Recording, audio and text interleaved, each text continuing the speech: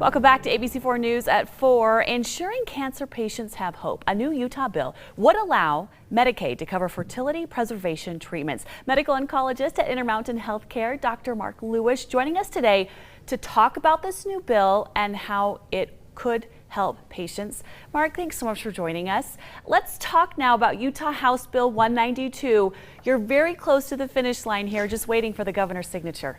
That's right. So to be clear, this bill is about to become law at the stroke of Governor Cox's pen. And really what it allows us to avoid is double jeopardy.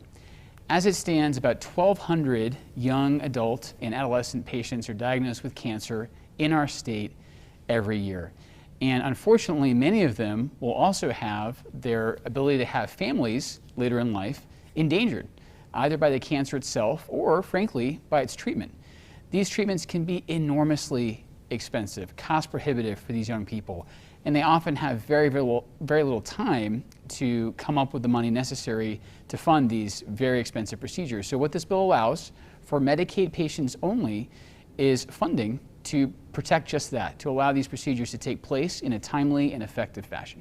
So let's kind of fast forward a bit with the anticipation of that signature coming and this becoming a law. What would it change? How would these young people, as they face this daunting future of facing cancer, how would it change that moment of treatment to allow this to happen? Yeah, exactly. So they wouldn't have to sacrifice the effectiveness of their treatments. As you might imagine, we aim to and often do cure many of these young people, and we're talking about decades and decades of life ahead of them. But as it stands right now, many of them have to forego the opportunity to protect their fertility just because they can't afford it. If you think about it, there's tremendous opportunity cost in this population. Many of them are just starting their lives in terms of their personal and professional development. Many of them lack discretionary funding to be able to pay for thousands and thousands of dollars for what is currently out of pocket.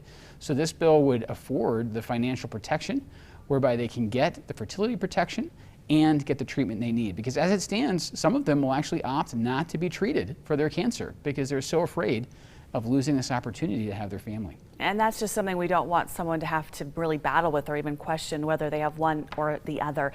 So let's talk about where people can get more information, where they might fall in line with this. Obviously, it's not a done deal quite yet, but where can we get more information on what the future could hold? Yeah, certainly. So on the website for the Utah Legislature, there is information about this bill, which is HB 192.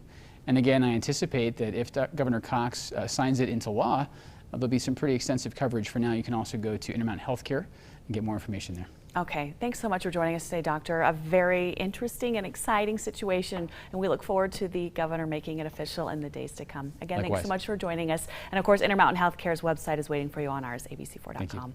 Coming up, the CDC